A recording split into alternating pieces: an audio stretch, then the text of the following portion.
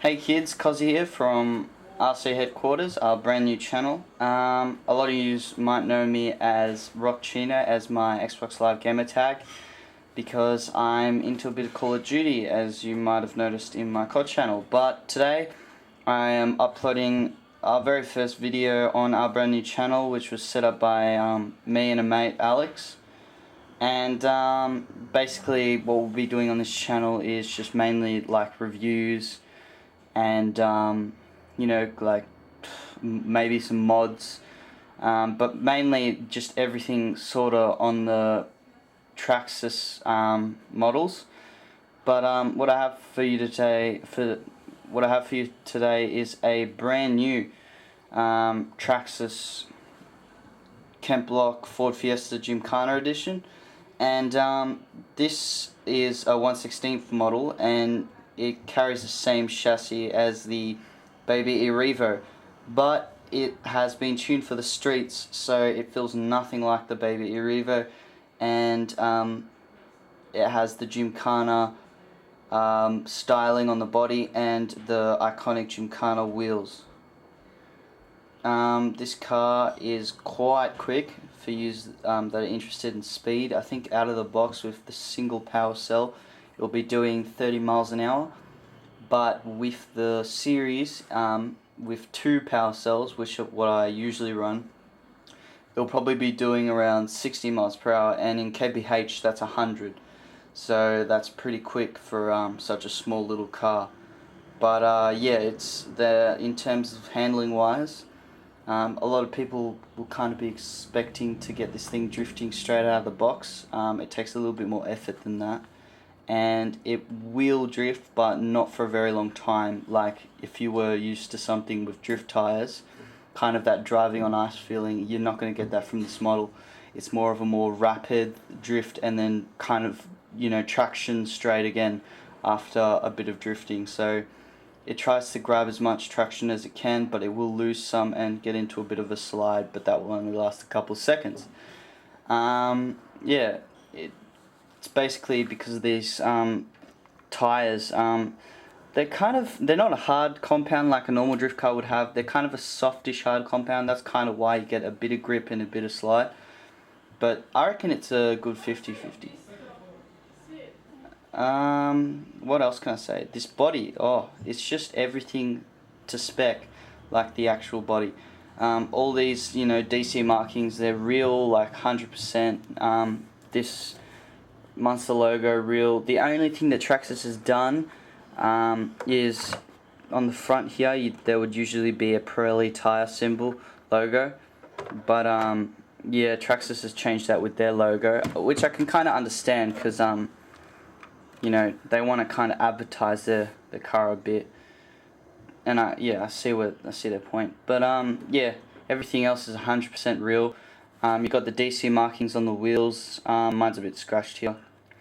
Oh yeah, and by the way, this isn't straight out of the box. I have been running this for a couple of weeks, and yeah, you might see a bit of wear here and there because I've already flipped it once, and I've crashed it so many times. And that brings me on to durability of this car. Durability is crazy.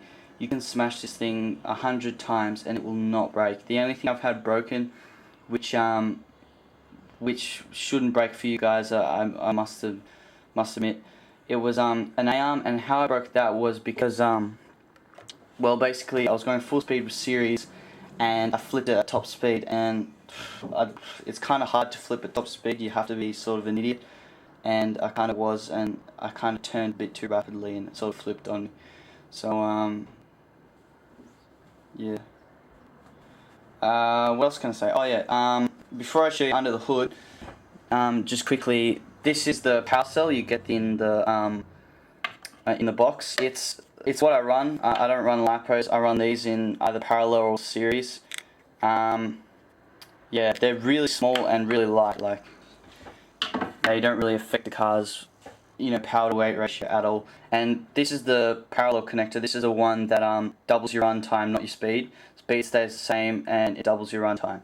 I have the series around here somewhere, but I can't find it at the moment. So, but it's kind of just a triangular wire. It's kind of got an iconic look, so you'll probably know what it is.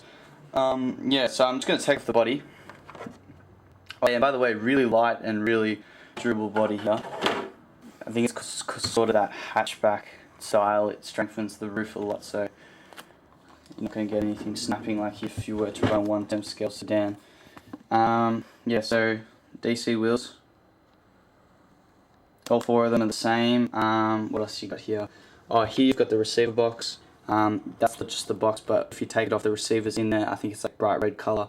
The reason it has the box over it is because this car is, again, fully waterproof, so you can run it in any sort of water. I think there's also a video where this guy takes a slash out of the box, which is the same sort of style as this, and just chucks it in a pool and nothing happens, so that's pretty cool. That shows you, the durability of running this thing in water. It will not die on you.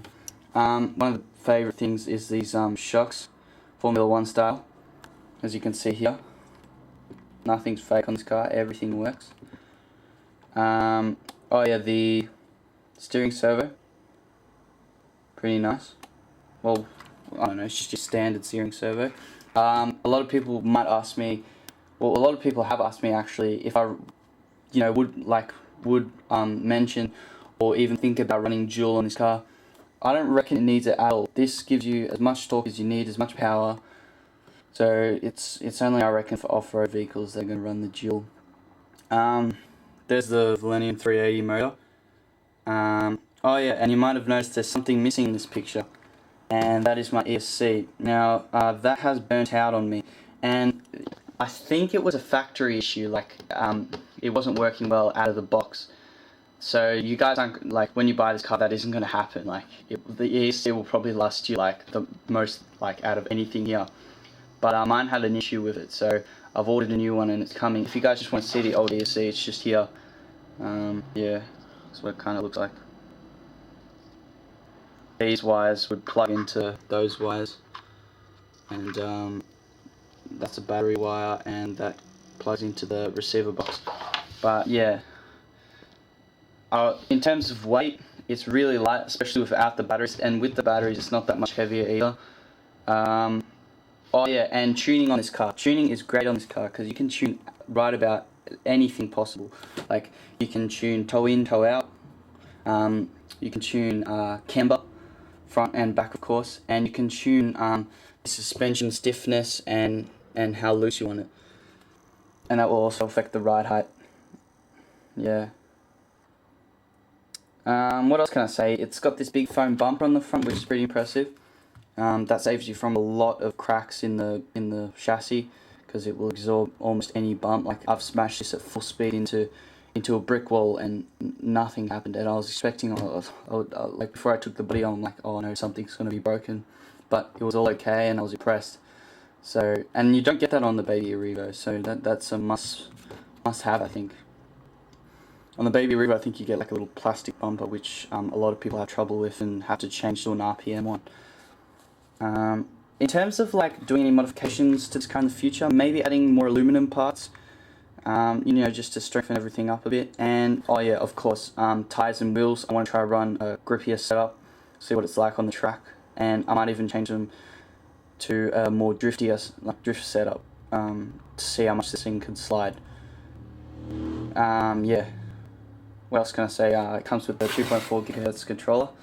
I think this is the older version. There's a more, I think it's like a redefined style with the iPod dock on the bottom. One that came out a couple of months ago. Yeah, I think my friend has that. Oh yeah, speaking of my friend, he will be uploading his E-REVO review, which will be very much like this in, if not a couple of days. Yeah, and the funny thing is, I've bought this and he has the E-REVO, the Baby E-REVO, so it's nice to see how familiar these cars are, but also how they drive so different, and they cost nearly the same price. So, Traxxas has sort of done two different things and used the same sort of stuff, which makes them really cheap. I reckon that's pretty cool. Well, anyway, I'm gonna probably end it here. Thanks for watching. You'll probably see a edit of this car coming up soon. Just some sort of things like you know, seeing this car go sideways, making it go full speed in series and checking out what speeds it hits. I'll try and get myself a speed gun because I want to see, you know, exactly what speed this car hits, but I'm sure it will be very high. Yeah. So thanks again for watching, and if you haven't already subscribed to our brand new channel, make sure you do, because there'll be a lot of more interesting stuff coming up. And yeah, thanks for watching.